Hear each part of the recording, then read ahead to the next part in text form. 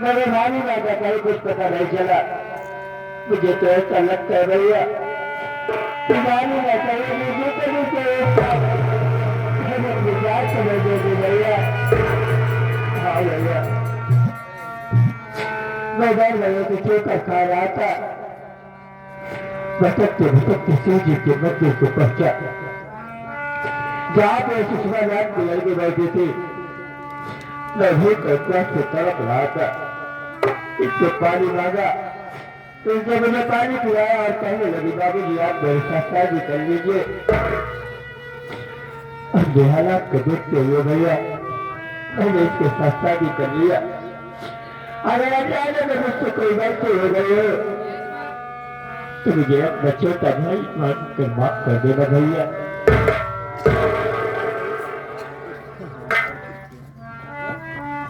तूने कोई गलती नहीं किया। तूने तो समाज का एक नेक काम किया है, सराहनीय काम किया है। एक गरीब को सहारा दिया, अपना जीवन साथी बनाया है। इससे बड़ी खुशी और मुझे क्या मिल सकती है। सुषमा ये हमारे बड़े भैया है, जाकर इनका पैर छूकर आशीर्वाद ले लो।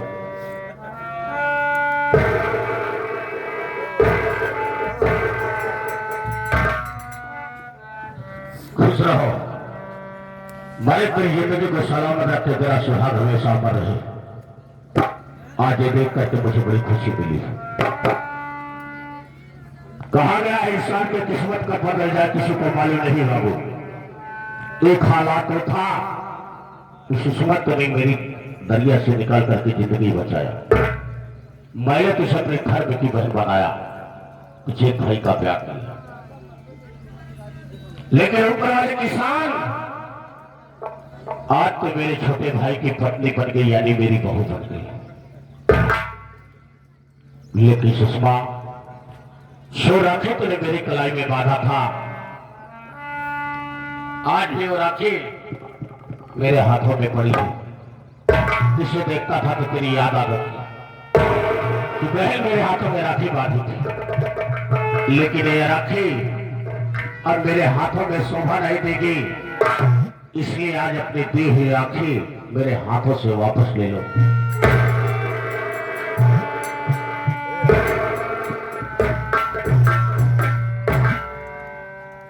लेकिन भैया मैं आपसे बात जानना चाहता हूँ कि आपने डाकू के भेष में और हाथ में बंदूक का बाना आखिर किस लिए भैया? आप तो ऐसे नहीं थे ना। ये सब नापाक पैसे को छोड़ दो और हमारे इंसान के तरीके अपनी जिंदगी बिता दो भाई। जिसे तो नापाक कह रहा है, किसी की शान है, किसी का दिया हुआ वरदान है, मेरे दिल का अरमान है। जो नापाक नहीं अगर होता ना तो आज मैं दुनिया में ना होता। हमने किसी को जुबान दिया है, किसी को वादा किया है, जिसने उसका घर उजाड़ा है। मेरे साथ में विश्वासघात किया है, मुझे हालात पर पहुंचाया है। और कोई और नहीं, वो हरामजादा है तो भंवर सिंह है। जब तक मैं इसे दुनिया से मिटा नहीं दूंगा तब तक मैं चैन की सांस नहीं लूंगा। भैया अगर आप भाव से खाते डाकू बने हैं ना तो जब तक उस हरामजादे का इस दुनिया से नामो निशान नहीं मिटा देना। आप ये हाथ में बंदूक का बाला मत छोड़ना और ये डाकू के भेष को भी मत उतारना। लेकिन भैया आज 2 दिन से हम दोनों पुरानी बहुत भूखे, अगर कहीं दो रोटी का टुकड़ा मिले यह करक दोनों को दे दो तो की भूख मिल जाए भैया। ये क्या सुनाया कि 2 दिन से खाना तुझे नहीं मिला, भूखे पड़े हो। अगर तुझे खाना नहीं मिला तो मैं तुझे रोटी खिलाऊंगा। लेकिन एक बात याद रखना, मैं जा रहा हूं बस्ती में रोटी मांगने के लिए। जब तक लौट कर ना आओ इसी जगह इसी मंदिर में रहना, यहां से कहीं जाना मत। ठीक है भैया आप जाइए, मैं आपका यही पे इंतजार करूंगा। जल्दी आना भैया।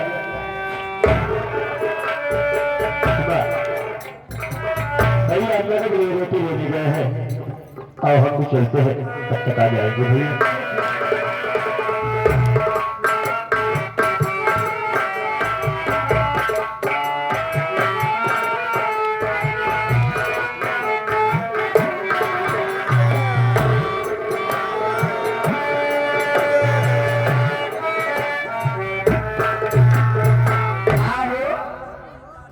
मदनपुर वाली ट्रेन निकली क्या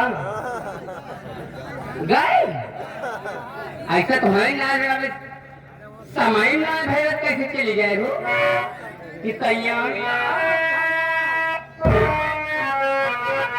देखा कुछ देर इंतजार कर तुम्हें ट्रेन आवे कि तैयार मिला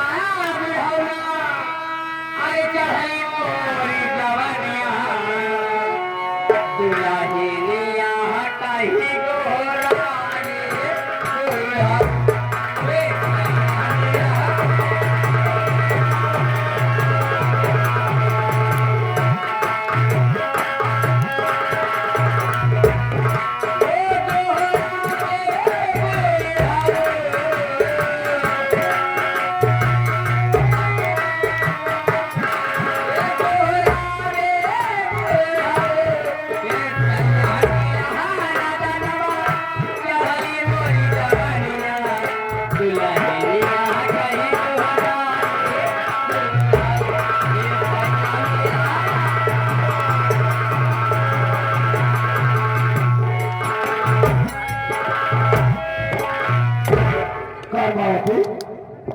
यहाँ स्टेशन पर।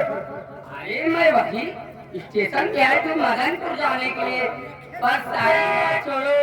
ए बताओ मेरी कर्मा टाकी बन गई या नहीं बनी? बन रहा था जो कर्मा टाकी आपका, सातवीं बार भी गिर चुका आज है। बात कुछ भी समझ में है आती नहीं, ऐसा भारी ये कर्मा गजब राज है।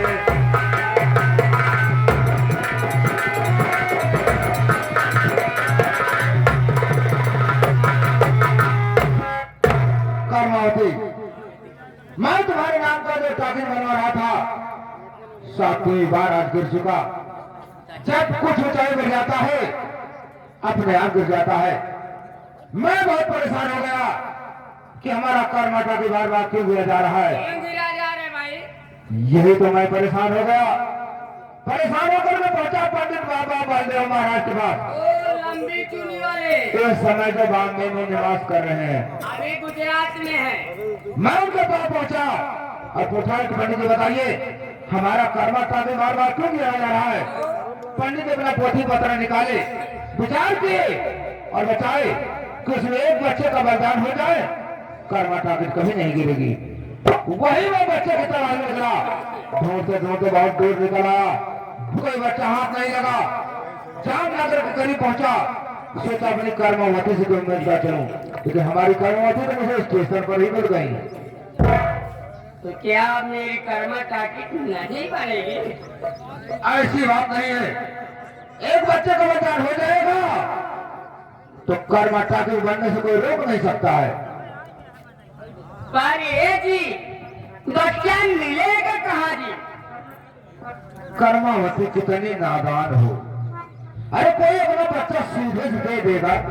ये तो नहीं देगा, कोई नहीं देगा। कोई नहीं देगा जी। मैं किसी के बच्चे की चोरी कर लूंगा, किसी से छीन लूंगा, ये हमारी जिम्मेदारी है। लेकिन तुम बताओ, तुमने अपनी तैयारी बना लिया कि नहीं बनाया?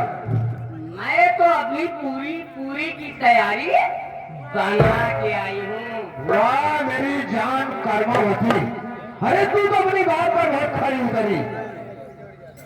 एक काम करते हैं, बहुत जल्दी यहाँ से निकल लो, क्योंकि स्टेशन है, कहीं से टनल आ गया तो निकलना मुश्किल हो जाएगा। पर मैं एक बात सोच रही थी। क्या सोच रही हो? मैं एक बात ये सोच रही थी, जो मतीन चचा का लड़का है वो तेरुआ हराम को उसी की बलि न चढ़ा दो, उसी की बलि चढ़ा दो तो कर्मा टाकी बन जाए।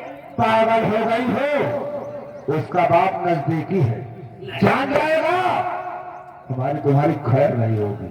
हाँ ये तो बात उससे है। पहले सारी बात छोड़ो, ये सासुर के नगर छोड़ो, ये सासुर के नगर छोड़ो, फौरन यहाँ से निकालो, नहीं तो निकलना मुश्किल हो जाएगा।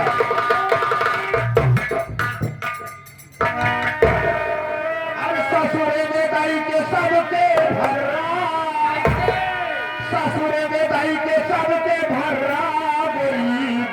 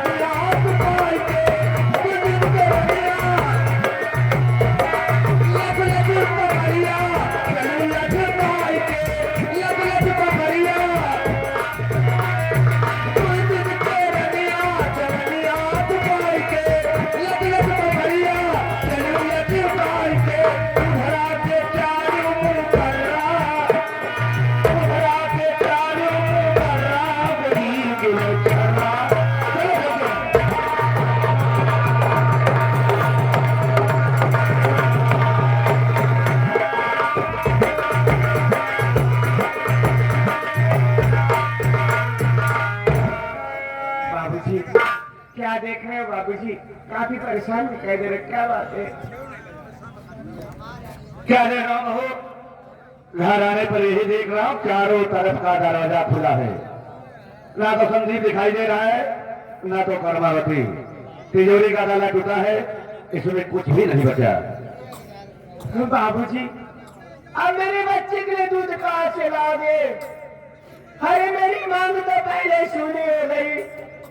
अगर भूख से तड़प कर मेरा बेटा मर गया, मेरी गोद उजड़ जाएगी बाबूजी। तो मेरे बच्चे के लिए दूध लाओ बाबूजी, कहीं से मिला रहे तो मेरा मुन्ना मर जाएगा। बहू, घर तो लूट गया, बर्बाद हो गया, कुछ नहीं बचा। चौराहे से सारी चाल मुझे कर्मावती की लग रही है, लेकिन यहाँ तो तुम कहीं जाना नहीं। मैं जा रहा हूँ सूर्य जी के मंदिर पर, रोजाना सूर्य को दूध करता है, वहीं से मैं दूध लेकर तुरंत आ रहा हूँ। जल्दी आना बाबूजी, देरी मत करना। आज कितनी परीक्षा लेगा मेरी, अब ये दुख मुझसे सहा नहीं जाता। ऐसी जिंदगी से बेहतर है मुझे मौत से भगवान में मर जाऊं। मत रो मेरे लाल, मत रो।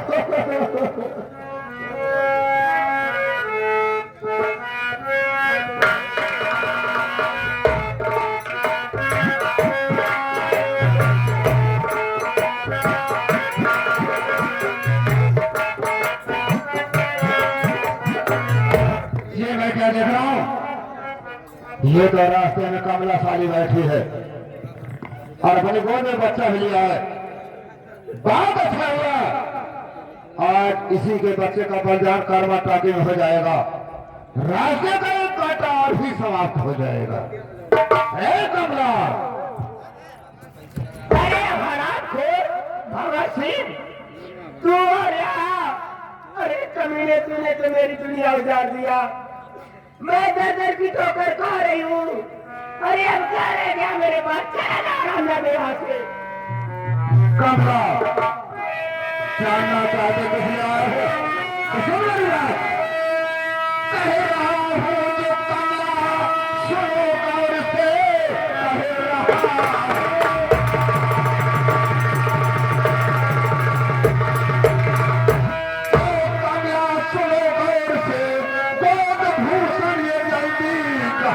मुझे बच्चा चुए तेरा काम की चीज है, जल्द से जल्द बच्चा हमारो।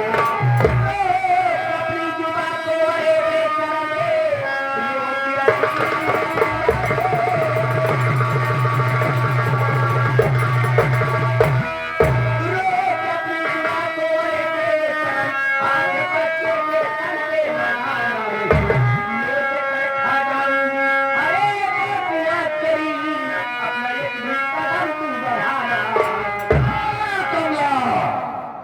मैं तेरी बकवास सुन नहीं आया हूं। यह बाबू बहुत से राजपूत है, जो चीज पसंद आ जाती है मांगने से नहीं मिलती है। बाबू बहुत से राजपूतों से जबरन छीन लेता है। हरामी कुत्ते की औलाद, सुअर नालायक भीतर कमीना का दांत चोर कहीं का। तू हरामी राजपूत नहीं है रे, तू तो एक चोर है हरामखोर।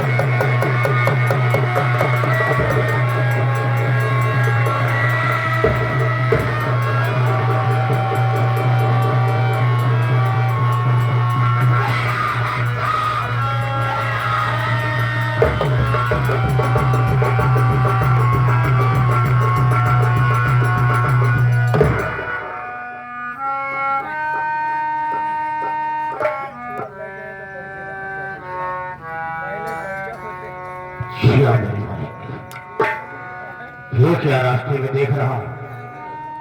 ये औरत खून से लथपथ और बेहोशी हालात में, ना जाने किस हत्यारे ने इसकी हालात को बना कर यहां से भाग गया साला। लगता है इसी की चीख आवाज मेरे कानों में गूंजती थी। मैं पहुंचने में लेट हो गया। मैं करूं तो क्या करूं? अगर ऐसे हालात में से छोड़कर चला जाता हूं, इस सारा जमाना मेरे नाम पर थूकेगा और मुझे गाली देगा और यही कहेगा कि ठाकुर बीरा के अंदर इंसानियत नहीं, हैवान हो गया। लेकिन अगर इसके लिए मुझे अपनी जान की कुर्बानियां देना होगा तो मैं कुर्बानी दे दूंगा और ऐसी हालात में इस औरत को छोड़कर नहीं जाऊंगा। सबसे पहले मैं इसके ऊपर पानी का छींटा मारूंगा। अगर औरत होश में आ जाती है ठीक है, नहीं मैं इसे अपने कंधे पर उठाऊंगा और हॉस्पिटल में ले जाकर इसका इलाज कराऊंगा। इसका छींटा मारता हूं सबसे पहले।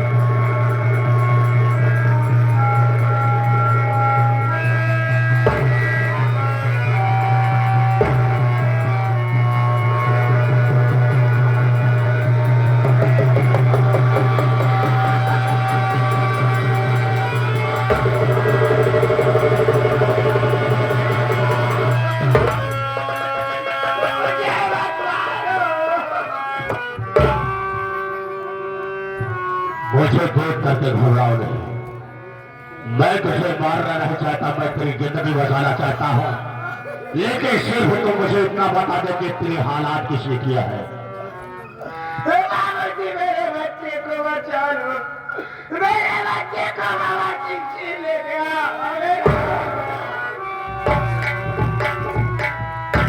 ये क्या सुनाया? ये तेरे हालात बनाने वाला भंवर है। वो हराम ज्यादा तेरे गोद से तेरा बच्चा छीन ले गया है। जब तक ठाकुर बीरा इस दुनिया में जिंदा रहेगा, किसी की गोद कभी खाली नहीं हो सकती है। अगर वो हराम ज्यादा तेरा बच्चा लेकर गया है तो तू मेरे साथ चल। देखता साला लेकर जाता कहाँ है, मैं तेरे बच्चे को बचाऊंगा। आओ बेटा।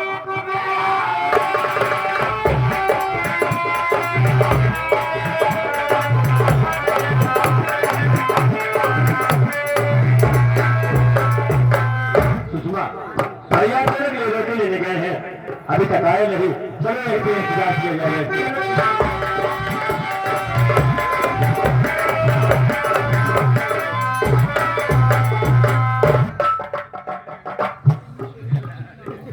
ये मैं क्या कह रहा हूँ? सूजी के मंदिर पर ये लड़का बैठा है, ऐसा लग रहा है जैसे मेरा बेटा संदीप हो। लेकिन ताजुब इस बात का है कि इसके साथ में एक लड़की भी है। नाम लेके बुलाता हो सकता मेरा ही बेटा हो। कौन? संदीप।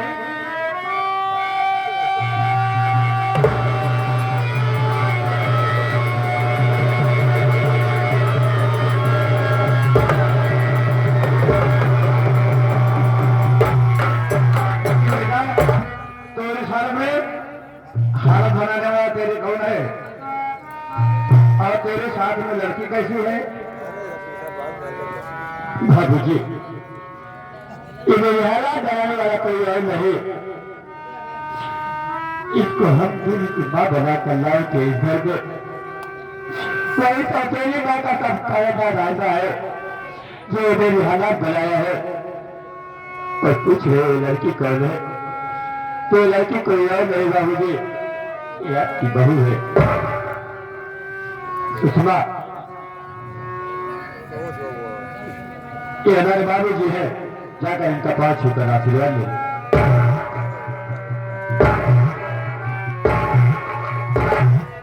लेकिन बाबू जी, आप तो मदनपुर गए थे ना मेरे भैया का पता लगाने के लिए, तो यहाँ सूजी के मंदिर पे क्या करने के लिए आए हैं? बेटा, मैं मदनपुर गया, काफी दिनों तक रहा, बहुत चारों तरफ पता लगा, लेकिन कुलदेव का कहीं पता नहीं चला। इसका मैं बहुत से जो कह रहा था सच कह रहा था कि मेरा बेटा इस दुनिया में जिंदा नहीं है।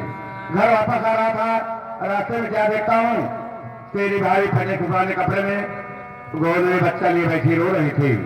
मैं सोचा जैसे मेरी बहू हो, नाम लेके बुलाया, मुझे पहचान गई। मैं तेरी भाभी को लेकर साथ में आया और तेरी भाभी को छोड़कर तेरा भतीजा बहुत से परेशान था। शिवजी की मंदिर को तो सिर्फ मैं दूध लेने के लिए आया हूँ। बाबू जी क्या आप शिवजी के मंदिर को दूध लेने के लिए आए हैं? मेरे बाबू जी मैं आपको एक बात बताना चाहूंगा कि आज इस महिला का पता लगाने के लिए मैंने पूजा बोला नहीं है बाबू जी, चिंता है। मेरा बेटा जिंदा है, मेरा बेटा गुरु कहाँ पर है? बाबू जी पहले आते थे मेरे की लेने गए हैं, आते ही होंगे। आप तब तक ये उनकी दिल लीजिएगा बाबू जी।